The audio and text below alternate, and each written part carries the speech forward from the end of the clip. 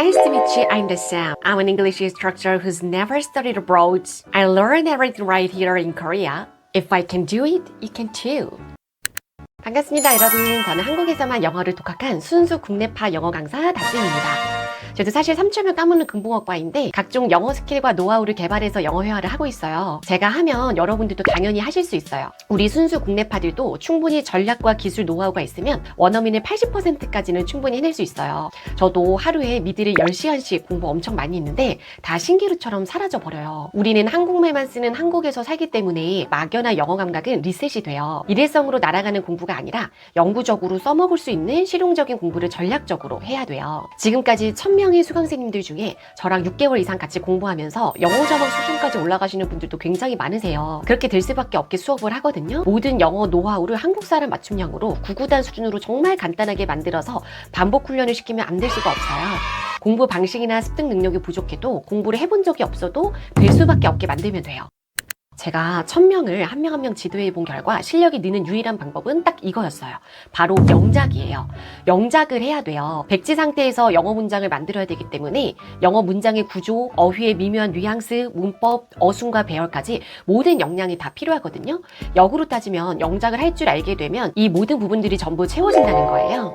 우리 한국에서는 학생들이 영어 공부할 때 그냥 단어 암기하고 독해 위주로만 공부하잖아요. 우리도 그렇게 해왔고요. 근데 영어 회화 스피킹을 위해서는 반드시 문장을 만드는 연습부터 해야 돼요. 문장을 만들 줄 알면 나머지는 싹 다 돼요. 그리고 이게 되게 재밌어요. 백지 상태에서 문장을 직접 만들어 나가니까 성취감도 있고 능동적인 학습이 되거든요. 가령 단어 암기도 시험 보듯이 외우는 게 아니라 내가 문장을 만들기 위해 단어를 떠올리는 방식이라 굉장히 실용적이고 자연스럽게 머릿속에 남아요. 여기서 중요한 게 있어요. 보통 우리는 영어 단어와 한국어 텍스트를 보고 결과만 암기를 하거든요. 그러면 우리 뇌는 써져 있는 텍스트를 보고 뜻을 떠올리는 알고리즘만 강화돼요. 독해는 그게 통하죠. 하지만 스피킹이나 리스닝은 텍스트가 눈에 보이나요? 안 보이죠. 아무것도 없는 상태에서 순전히 내 머릿속에서 단어와 문장을 떠올려야 돼요. 단지 상황만 주어진 상태에서 텍스트 없이 단어를 떠올려 문장을 만드는 그 알고리즘 과정을 훈련해야 된다는 거예요. 실전 영어 회화에서 필요한 능력은 텍스트가 보이지 않는 상태에서 스스로 단어를 떠올려 문장을 만드는 능력이거든요. 필요한 능력과 훈련 방식이 완전히 다른 거죠. 그러니까 그동안 평생 공부를 해도 영어 회화가 당연히 적용이 안 되는 거예요. 아는 건데도 말이 안 나오니까 항상 이렇게 간단한 건데 왜 이 말도 생각이 안 났지? 이게 무한 반복이었던 거죠. 그래서 이제는 텍스트를 보고 암기하는 방식이 아니라 문장을 만들어 봐야 돼요. 실제 상황이 주어졌을 때 그 상황에서 바로 영어 단어를 끄집어낼 수 있어야 돼요. 상황으로 영어 공부를 해야 된다는 거예요. 이렇게 문장을 만들면 단어를 떠올리는 훈련이 자연스럽게 돼요. 또 문장을 만들 때 상황에 적절한 단어를 떠올려서 구분하는 능력이 생기기 때문에 자연스러운 뉘앙스로 말하게 되고 콩글리시가 개선이 돼요. 우리가 콩글리시 소리를 듣는 이유는 한국어 텍스트를 기준으로 영어 단어를 쓰기 때문이에요. 항상 한국어 뜻으로 apple, 사과, want, 원하다 이렇게만 한국어를 기준으로 외우니까 한국어의 뉘앙스로 영어를 하게 되고 그게 콩글리시가 되는 거거든요. 한국어 뉘앙스가 아니라 문장 속에서 영어 단어를 습득해야지 실질적인 뉘앙스를 가진 쓸 수 있는 영어가 되는 거예요. 우리가 이런 식으로 상황에 맞게 단어를 떠올려서 문장을 만드는 훈련을 하면 나중에 영어 회화뿐만 아니라 독해나 빈칸 뚫기 같은 수업 영어도 당연히 수월하게 해낼 수 있어요. 영어 문장을 만드는 과정에서 단어를 배우고 단어의 미묘한 뉘앙스를 구분하게 되고 문법이 실질적으로 어떻게 적용되는지 그 모든 복합적인 능력들이 이 문장을 만들면서 자연스럽게 함양이 되거든요. 근데 우리는 한국어 텍스트를 기준으로 단어를 외우다 보니 영어 회화와는 완전히 정반대의 길로 가게 됐던 거죠. 이뿐만이 아니라 문장을 만드는 훈련을 하게 되면 영어에 대한 통찰력이 생기고 영어의 구조가 전체적으로 보이기 시작해요. 막연히 외워서 적용도 안 되는 지식이 아니라 말을 길게 이어나가려면 이런 상황에서는 이런 문법이 필요하네. 문법이 필요해지는 방식으로 바뀌어요. 하기 싫은 암기가 아니라 내가 자유자재로 쓰고 싶어서 문법을 끌어다 쓰게 되는 필요한 존재가 되는 거죠. 저도 영어가 이해가 안 되고 막연히 외울 때는 너무 재미가 없었는데 문장을 만들면서 깨달았어요.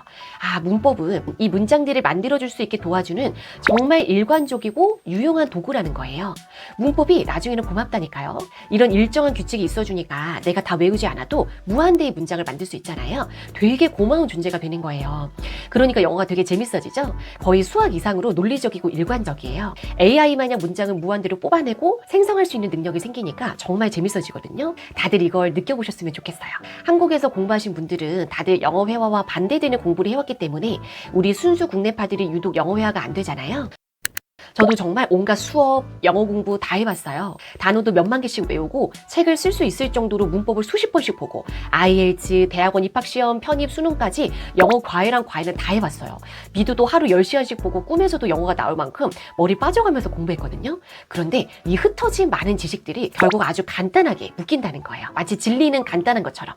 하나의 카테고리로 묶이기 시작하니까 기억력이 좋지 않은 저도 실질적으로 떠올려서 적용하게 되고 외우지 않아도 응용을 할 수 있게 되더라고요. 이해가 되니까 재밌고 간단하니까 머리가 단순해져서 실용적으로 잘 써먹을 수가 있어요. 저도 순수 국내파라 영어를 안 하면 까먹을 거잖아요. 단어 몇만 개 외웠다고 평생 가는 게 아니니까 저도 결국 다 까먹어요. 그런데 남는 건 이 영어적 통찰력과 스킬이에요.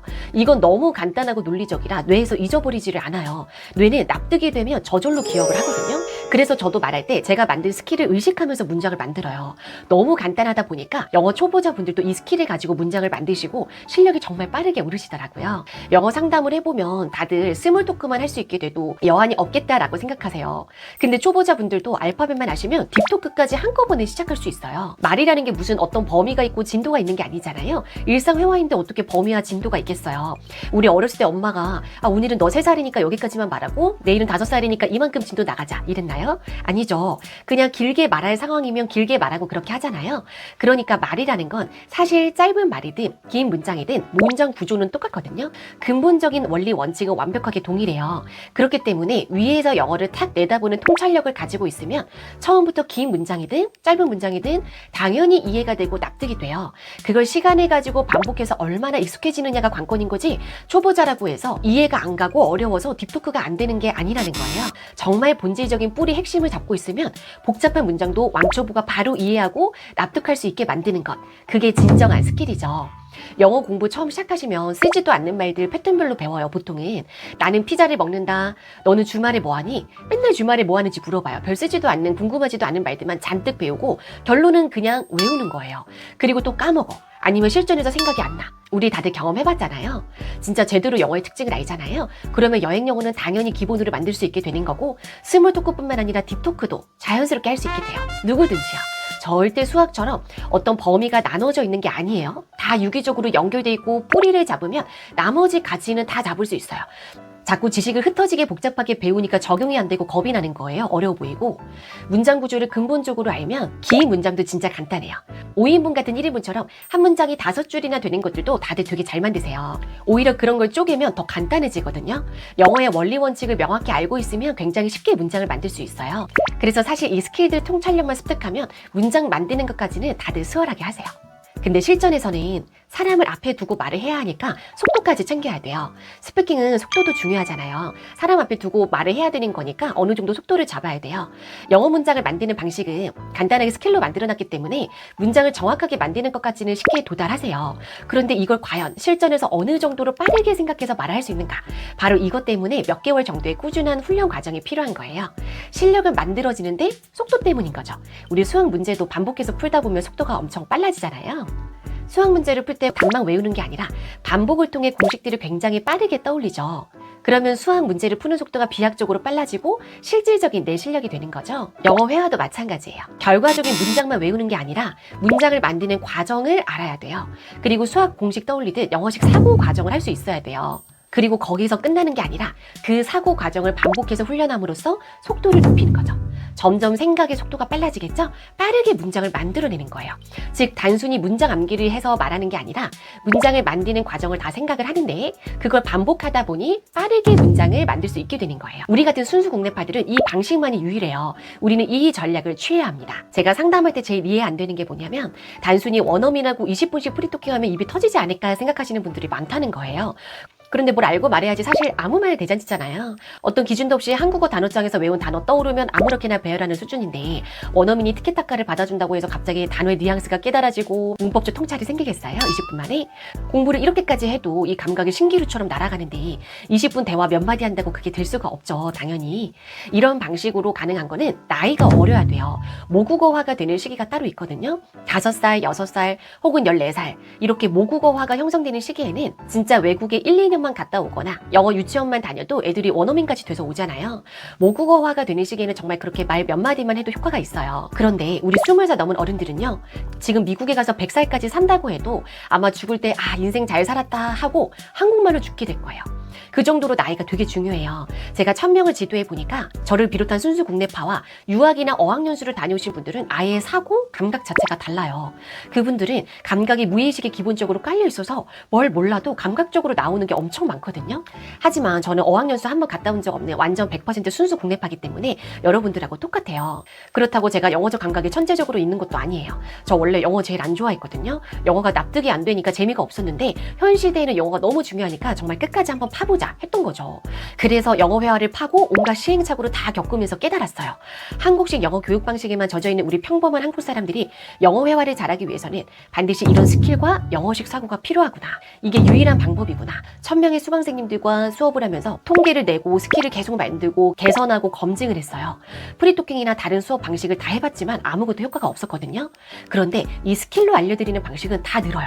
영어 공부 방법을 전혀 모르는 왕초보 분들도 다 통하시는 거예요. 저도 이 방식으로 영어 교재를 8권 쓰고 인강을 490강이나 만들었어요. 우리가 영어를 말할 때 뇌에는 알고리즘이 있어요. AI가 문장을 만들 때 정확한 알고리즘 과정을 거쳐 최종적인 문장을 만들어내는 것과 똑같아요. 사실 AI가 사람의 뇌를 따서 만든 거라 우리 뇌도 똑같이 이루어지거든요. 근데 이게 무의식에서 아주 빠르게 이루어지니까 내가 뭘 생각했는지 의식을 못해요. 지식들이 무의식에 둥둥 떠다니니까 당사자도 뭘 생각해서 영어가 나오는지도 모르는 거죠. 오히려 제가 말씀을 드려요. 지금 상황에서 아마 영어가 이게 먼저 떠오르셨을 텐데 그러면 콩글리시가 됩니다. 이게 아니라 저게 먼저 떠올라야 돼요. 라고 무의식의 과정까지 짚어드리는 거예요. 당사자도 몰랐던 그 생각의 과정을 뜯어봐야지 결과적인 답만 외우는 공부를 하면 안 돼요. 그럼 실전에서 응용이 안 돼요. 어차피 문장을 외워봤자 까먹고 실제 상황에서 내가 외운 문장을 그대로 쓸 수 있는 상황은 절대로 오지 않거든요. 실전 상황은 즉흥적이에요. 그래서 한 번도 해보지 않은 말도 즉흥적으로 만들어낼 수 있는 그 본질적인 실력이 필요한 거예요. 이렇게 뿌리가 잡히면 각종 시험들은 수월하게 해낼 수 있게 돼요. 각종 시험 토익, 토플, 오픽, 토스, GTELF, IELTS, 유팁스까지 영어라는 큰 카테고리이기 때문에 단어나 내용은 조금씩 다를지라도 영어적 구조와 특징은 동일하거든요. 올바른 공부 방식으로 공부를 해야 실력이 늘어요. 그냥 막연하게 시작했다가는 시행착오만 겪을 뿐이에요. 제가 몇만 개의 단어를 외우고 수만 시간의 영어 공부를 했지만 결국 다 까먹고 실제 쓸 수 있는 건 딱 정해져 있었어요. 제가 수업 시간에 항상 말씀드리는 게 여러분은 제발 저처럼 고생하지 마세요예요. 다들 시행착오 겪지 않고 편하고 수월하게 공부하시면 좋겠어요.